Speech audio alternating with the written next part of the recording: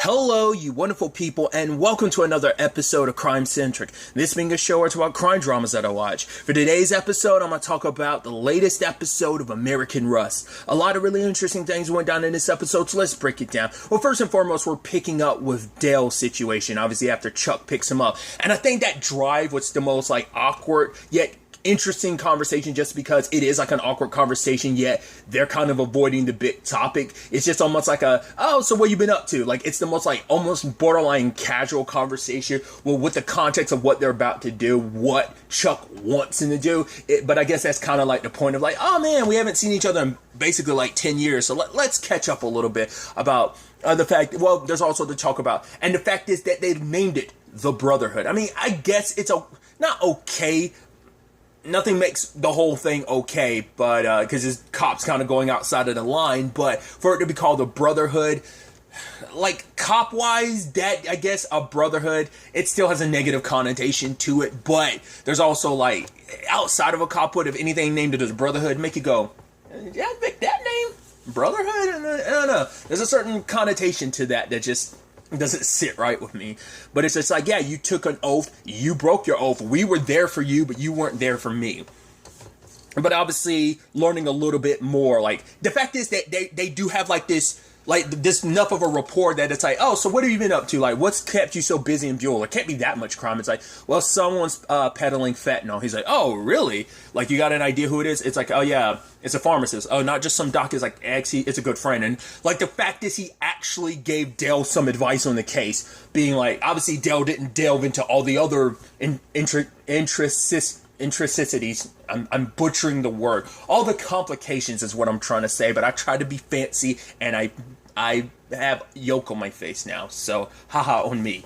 Major fail there. Regardless, he doesn't talk about the Billy angle or the Pete angle. It's just kind of just about the drug angle. So he's yeah, and it's oh, why you think it's him? It's well, he gets a buyback, and he also brings up yeah, Jackson told me he hasn't prescribed that, but I know he's been prescribing it to Henry. It's at least one guy's yeah, but that's not enough to make enough of a market. For it to be cut into other people's drugs and stuff like that. It's that's too low of a take back, because even if people are giving back, you're saying he's only got this one dude, and then you're yeah, you're giving back your pills and stuff like that, but fentanyl, only one guy you're aware of in town is getting it, so there's no way that's enough. So it's almost suggesting he's getting the fentanyl also from somewhere else. It's you might have to kind of lean on your doctor friend and then find a new friend. The fact is that they were having that conversation is doing what we got to do, because I guess for him it's yeah, we might, you might have ran away and everything, but at one point in time we were friends before the whole Brotherhood complicated thing, because we did you a favor and you ran away. But the fact of the matter is, it's time. You owe a debt. And it's time,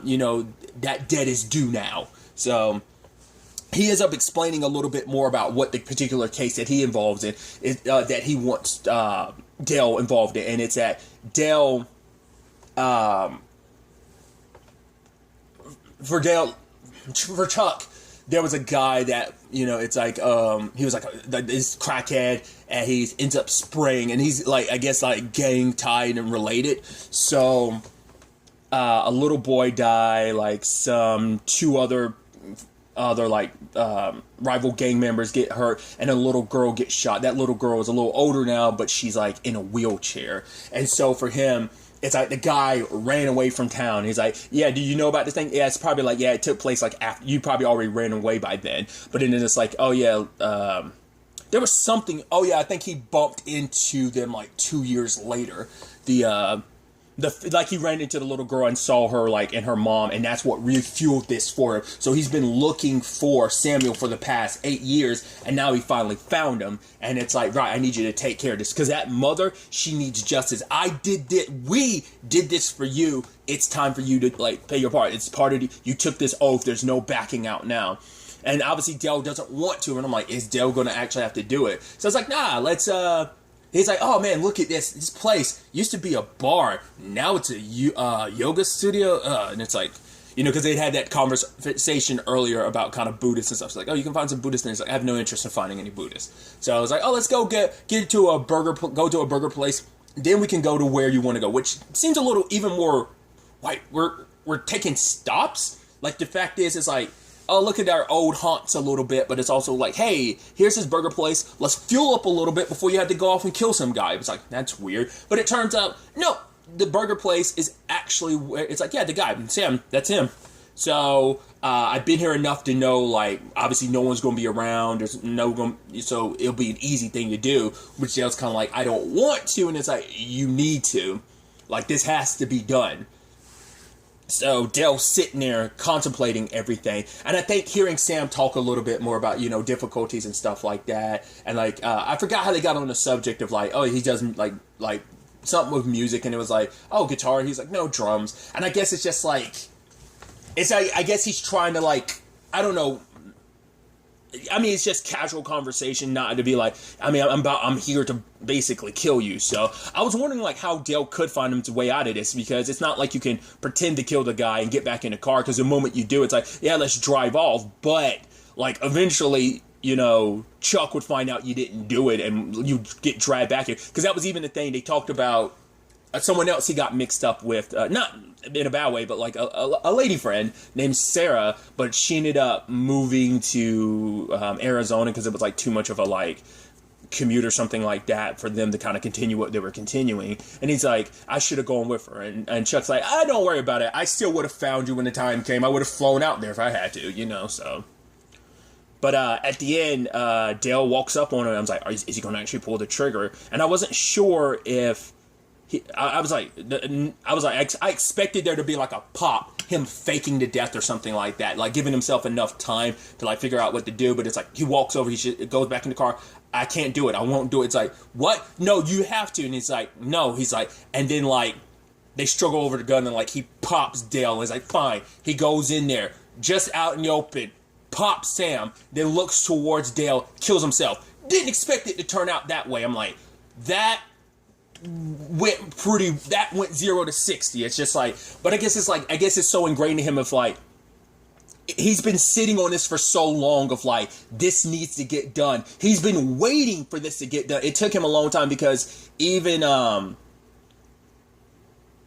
because I think he's been like, because the way Sam was talking about is like, oh yeah, like Chuck has been coming in and out like for the past month. I guess it's been so long he doesn't remember Chuck's face, or during the case they never really met, because after everything Sam did disappear, so that might be why like he didn't immediately recognize Chuck. I feel like he would have if they'd interacted, or like I said, it has been like 10 years, so maybe he just doesn't remember. But at the very least, I wasn't expecting that. And I guess for Chuck, it's like, yeah, like, since you won't get it done, this needs to be done. So I don't know whether that's for the Brotherhood as whole, or it's just like for himself. It's like, I was looking forward to this getting done. That the moment I found him, eventually I would force you back here and you would put him down. And at least it eased some of that, like, but it's like, since I have to do it, and I know, like, well, because I just needed it to be done, so he just killed himself too, because it's like, well, since I had to do it, like, he's already going through a divorce and everything, so like, life wasn't great at the time, so I think he just needed some small justice in the world, and it's like, well, if I have to do it, there's nothing else, like, I might, so... like I said, I just wasn't expecting him to immediately go in there and pop Sam. I was like, I thought he was just going to force, because like Dale was like, I don't care, damn, whatever the consequences may be, I'll face him. And it's like, shouldn't have said that, because now you got to face these consequences. Yeah, Dale immediately, I love that he's bleeding from his eye, and he like, or from his head, and he just like instinctively grabs the drop of blood like with his other hand. It's like, I got to get out of here. Covers up his wound, wipes everything down, makes sure like no one knows he was there, and then he bounces. I'm like, but your fingerprints are still on that gun. That's the problem, because like it's a gun with like no like I'm like the registration and stuff like filed off. So I'm like, your fingerprints are still on that gun. So I'm like, how did you get back? I guess like there's going to be surveillance camera. There's got to be surveillance cameras in the area that are going to catch you. Like, with him, like, whether it's, like, traffic cameras, or, like, something had to have caught you with Chuck that night. So what are you going to say? It's like, oh, we hung out for a while, because there's no way that you're going to get away with that cleanly. Like, that has to come back to bite you. It's like, I wasn't expecting this turn of events with that. So, that's interesting. He does find his way back to Buell. We just don't know how he got there. Like, whether it's bus, whether it's cab, like, whatever the case may be, he found his way back. Because I think they did go to all the way to Pittsburgh, obviously, because that was kind of like their haunt for him to be like, oh, this tavern got turned into like a yoga studio. So that's fascinating. Another angle to this episode is the Lee and Alejandro thing with just, oh, he's spending time with Henry, getting to know him and stuff like that. Kind of saying and doing all the right things, but you can tell Lee's uncomfortable. It's just like, well, where things stand between her and Billy, and also knowing like, oh, what Billy's kind of going through right now, which apparently at some point that conversation came up about, I guess like either Henry brought it up or just Lee trying to like be open about like what's going on in her life. But she's got that. She's still trailing back and forth about the Billy and Isaac thing. And I think it's because at the end of the day, she made her choice that either she never got back to the lawyer or she did and ended up choosing Isaac. You know, it's just like, who do you choose? The man you were in love with, who you still have feelings for, but then I think she chose Isaac because it's like, right, Alejandro's here, so that choice is kind of made for her. Him showing up, like if he never showed up, I'm curious, would she have still struggled? Because I guess it's like, Alejandro's here, so I've got to look after my brother. Or maybe the choice was already made, like, in that scene, we just never got to see her actual answer. I always figured it would probably be Isaac. Like, he might be going, but just in case anything ever comes up, Billy is saying, like, I'll take the fall for him. Like, I will never tell what was done. Like, his life is worth a lot more than mine. And once again, I just immediately go back to that line from Grace last episode of just like, you and me, we just had this like effed up thing of like not thinking we deserve good in our lives. And we do deserve good, you know? Like, because they kind of like, both of them kind of feel like they aren't good enough to deserve anything good in their lives. I'm sure it was extra salt on the wounds for Billy. Well, when he walked into the courtroom and saw Lee with her husband, it's just like, at least, I think, like, having her there probably would have perked him up, but seeing her there with her husband just, like, made it just, like, that much worse. It's just kind of like, it's like, right, reality smacking you in the face. And lo and behold, like, if you notice, the scene, the camera stays on Grace turned around looking back at them. And it's like, she knows, because she was warning Billy not to get mixed up with a married woman, which I'm like, which even, like, and Billy even said it at the time, I'm like, it's kind of, like, pot calling kettle black, right? Like, considering yours and Dad's circumstances, yet you and Dale, you know, so there's that. But essentially, Billy's lawyer, which seems to be a lawyer that they're paying for, it doesn't seem like she's a court-appointed lawyer. Well, I think she actually is a court-appointed lawyer. Do you have to pay for a court-appointed lawyer after the fact? I don't know. Whatever the case may be, she's trying to talk to Billy about it, and Billy just shut him down. He's like, no, I don't want a lawyer. She's like, do you want to represent yourself? He's like, no. She's like, are you protecting somebody? Whatever, fine. You go in there, Billy, you say not guilty. Just say those words, and he's just like, he wants, you know, I was like, I don't know which way this is going to lean. I can definitely see Billy being, like, guilty. So, and it's sad that it's like, I mean, there's extenuating circumstances. Yeah, he pleaded guilty to that whole situation, like 7 months ago, but it's like, even then, it's like, even with that, it's like, there is extenuating circumstances of like, the dude started it with Billy. Billy tried to walk away. The dude pulled a knife on him. Like, I get it. It's like he tried to finish it. Apparently, now we actually got context of what's up with the dude. The dude's in a coma. But I'm like, shouldn't we focus on the fact that the dude pulled out a knife? But it's that thing of like, yeah, he should have walked away. The dude was getting back up with the knife in hand, but it's like Billy didn't give him much. Like if he had struck first and Billy had hit him, it would have been a different story. But it's because Billy hit first when he was getting up, even though said dude had a knife in his hand. I'm like, why? I don't know, man. That just seems super. I should have focused on it then, but it's just like, because it's now coming back up because of Billy's past and everything, which his lawyer trying to speak about it of like, you know, it's, you know, he's lived here his entire life. He's not actually a flight risk because the prosecutor's pushing for like no bail. Truth be told, is like, and also like Billy's lawyer tried to defend, but like all this is based on some witness they don't even know what time. They know Bobby, they can't even find him. Truth be told is they're going to be screwed in trial unless they can find him, which nobody can find him. I don't know if anyone will. We'll have to wait and see. But that's the sad thing of like, you know, and his lawyer's like, Bill, don't you plead guilty, you will be throwing your entire life away. And it's just like, I think because Billy's trying to decide what he like, because if he pleads guilty, it's like, right, he ensures that none of this ever falls back on Isaac. But seeing Lee with her husband, I'm sure that conflicts it even more and just makes him like, I'm worthless. But then it's like probably hearing what his mom was saying before the other episode probably gets to him, and it's like, right, like I can't do this to mom. Despite him being the douchebag dad is here, so I can't do that to him either. Well, he called me a piece of shit, so I'm sure a lot of that's kind of like, I would have loved to know like what was actually going through Billy's mind. Like all of that was racing, and he just finds this not guilty. But they do like send him to the prison, even though it's like, no, they're like hardened criminals there, and it's like based on a crime that your plaintiff like did, it not plaintiff, your client did, then like, yeah, this is kind of what it is. Because by being charged with such a thing, it in turn revokes his probation. So like that's why he's in this situation. It's like, damn, like that kind of blindsided her.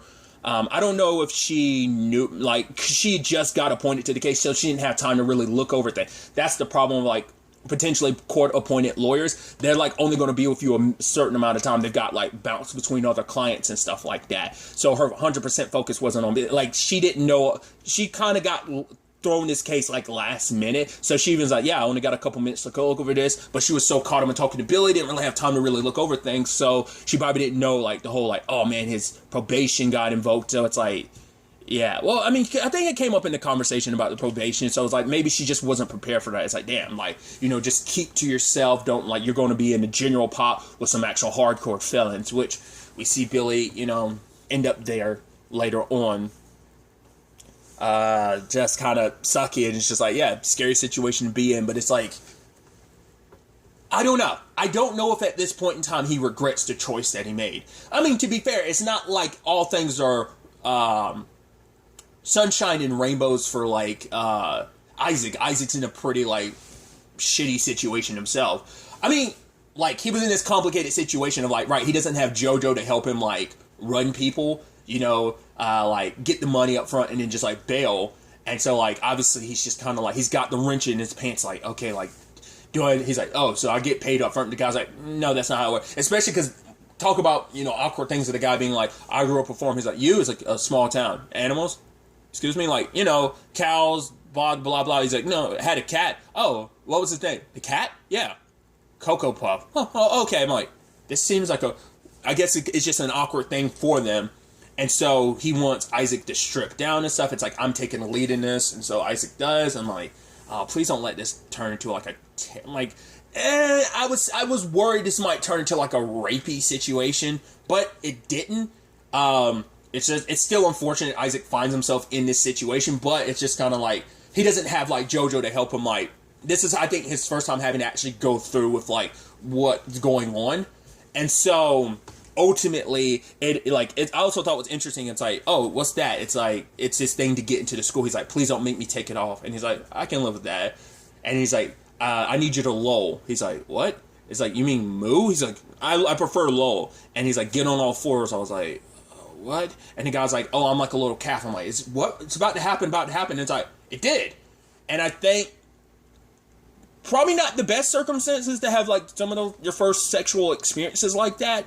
Something of that nature. But I mean, like I said, nothing terrible happening. Even Isaac was like, oh. And he was even saying thank you, because I think that was his first time like his other sexual experiences were just like, for what we don't like, they were just like running game on people like him and JoJo before. So, but this was like, oh, like everything worked out. I got paid, and oh, that nothing bad happened. And then proceeded him and the guy get beat up and attacked, and they're spray painting the F word on him. It's like, I guess maybe that's a hotel where a lot of guys meet up or something, and maybe they were just waiting for an opportunity. It's just like, or maybe they'd walked by and like peered into the room and saw, whatever the case may be, they were ready. And it's like, damn, that, you know. So while Billy's off in jail, Isaac's probably going to end up in like a hospital or something. Like if he did, like, you know, if someone like calls an ambulance or the cops or whatever, which I'm curious to see what that means, because I don't see any of this necessarily leading Isaac back to Buell, but it might lead like, oh, Lee and Henry get a call about him, because it's like they are next to kin, so maybe they'll get an idea of where he is, and they'll be like, wait, Isaac's there, like that might be the connective tissue to draw like Isaac back into like, because his plot's over here disconnected from everything else, but that might draw his plot, his story back in with the rest of the story too. We'll see. But yeah, like I said, we just, obviously this is just like Billy's first night there. I guess going forward, we'll kind of get a, you know, it's like, the whole point is just like, keep to yourself, but it's obviously, it's like, oh, new fresh face in jail, like obviously he's going to draw a lot of attention, so we'll see what kind of goes from there. But on the other side of things, like after everything went down in court, obviously you had Grace calling Dale, wanting to talk to him. It's like, yeah, just like, I just need you to tell me it's okay. Like, whenever you can, just call me back to tell me that. And rather than leaving with Virgil, she goes with Lee. I'm like, oh, this is about to get awkward. And she talks about Lee. It's like, oh yeah, you and my son used to date. It's like, but you never like went out the window or anything like that. You would always be so confident that you'd come down and be making coffee and say hi. And it's like, yeah, where did that confidence go? Because I think it just all rubbed her the wrong way of just like, oh, like, yeah, like you've been spending all this time with my son and maybe you're the reason why, like, you know, it's like, yes, Lee's not the reason why he's in this situation. He was in this situation before, but it's just like you getting to leave town, everything being so hunky-dory for you, every life being so good for you, hearing about how you met your husband and you toying with my son's heart, like you broke his heart before, now it's like you're toying with him again, because I saw the look on his face when he saw you and your husband together. I know what you two have been up to. And she's just like, I'm not sure where all that confidence went. It's like, you been spending a lot of time with my son Billy, and it's just like, it seemed like you were trying to hide it. I'm like, Grace, that was shady as hell. Come on. That was messed up. I don't know whether she feels any guilt about doing that or not. It's just like, it's not like it helps Billy's situation at all. But like, I think maybe on some level, she needed to lash out at someone because Lee's like, everything's okay for Lee. And it's just like, oh, you kind of aren't really there for my son. Yeah, I don't know. I don't know if it made her feel any better. Does she feel any regret about it? Because she definitely blew up Lee's marriage like that, doing that. And, because Alejandro was kind of like, yeah, like, oh, your dad, oh, your friend Billy. But now it's like, oh, like, Billy wasn't just a friend. He was your ex. Like, when were you going to tell me? The fact that you were spending so much time together. Like, that's why you wanted me. And he starts going off about, like, oh, your fucked up family, this show. It's like, oh, he tried to present himself because it's like, oh, this is my wife, so I'm going to keep up appearances. But it's like, feels like, whether that was just the heat of the moment or whether that's just really how he felt the entire time and it just kind of bubbled to the surface. And it's just like, he was betrayed and hurt, so like he has but it's just like him saying all he said, it makes me think like, oh, that's how you've really felt the entire time, but you were just trying to be the good husband and keeping up appearances. And obviously asking Lee like, oh, what happened? Like, oh, like if we go into your house, like you're going to tell me what happened, you know, between you and Billy, like, you know, was that before or after he was a murderer, you know, saying all this. And obviously she's like, let's just talk. He packs his stuff and bails. And obviously it's just like, because she had left Christy with her dad earlier. It's just kind of a trial basis thing. He had his reluctancy for it. And I love Christy being like, well, most of the people I look after are dead. But one thing you can be certain about me, make some mean cornbread or stuff. Like Christy was saying some shit that you're like, all right, Henry's like, all right. Like he definitely warmed up to her. But while she's kind of going through all that, ultimately, it's like, right, the chair that kind of goes up and downstairs. He's like, I think Henry has like, changed his mind about a lot of that stuff. He's like, yeah, I want to thank your husband for that. But it's like, yeah, look what I found, some old family photos and even a video of like all of them, including their mom. And it hits Lee and all like, you know, Henry says this, I know. And they're both crying. She's like leaning on her dad's shoulder, just like, I think along the way, like after all that they lost, they all kind of just, at least like, I think maybe that was an extra reason why Lee wanted to leave and not come back. Just everything in life. Once again, she just wanted to keep her two lives separate because maybe it's just too much of a reminder. And maybe that's why Henry was kind of the congruent, like old man that he was. It's like, because of that too. But I think it just, I don't know. I'm curious what this means for their family going forward. You know, obviously with this whole Isaac thing too, like, what that'll kind of lead to eventually. But aside from all of that, we do have Dale showing up at the end, you know, like I brought up earlier, and he's with Grace, and he's like, I'm sorry. She's like, where have you been? What happened to you? And he just, I don't know if he talked to her. I mean, she does know about Pittsburgh, so he could open up, but he probably like, no, you've got enough with the Billy thing, so I'm not going to add like my shit on top of what you're dealing with. And all of a sudden you see a fire in the background. I'm like, what the hell is that? Like, and then it's like her car explodes. You're like, oh, Interesting way to end the episode. So I'm like, either someone did that, it's either for the sake of like, hey, it's connected to like her job, that 51% thing, or this is like related to the Billy thing, like, oh, your son's a murderer, because that could still fall back on a parent, and maybe that might change, like if, like what his mom will go through, maybe his dad, but mainly his mom, what his mom might go through might change Billy's mind about how he approaches this whole situation. I don't know. He might end up talking to his lawyer about like, right, I am protecting someone, I don't want to drag them in this, like, is there a way to like around this? Because that is the thing too, like, he's still in this situation, he's still in jail, and things could still go sideways before they even get to court, sadly. But the prosecutor doesn't have any, like, yes, his wounds on his hands, obviously the whole thing with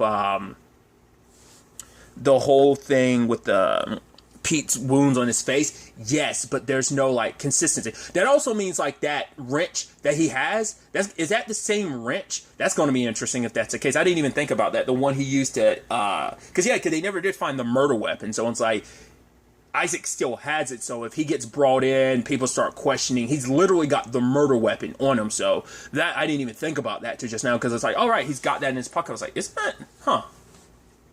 We'll see. But I'm curious, like, what that's connected to. Her car exploding, was that, like, connected to her job? Was it connected to, like, her son? Was it a combination of the two? We'll ultimately have to wait and see where all of this ends up taking us going forward into the next episode. But really, that's all I want to talk about. Till next time we meet, be happy, be safe, live life to the fullest, and enjoy it. Good day, and goodbye.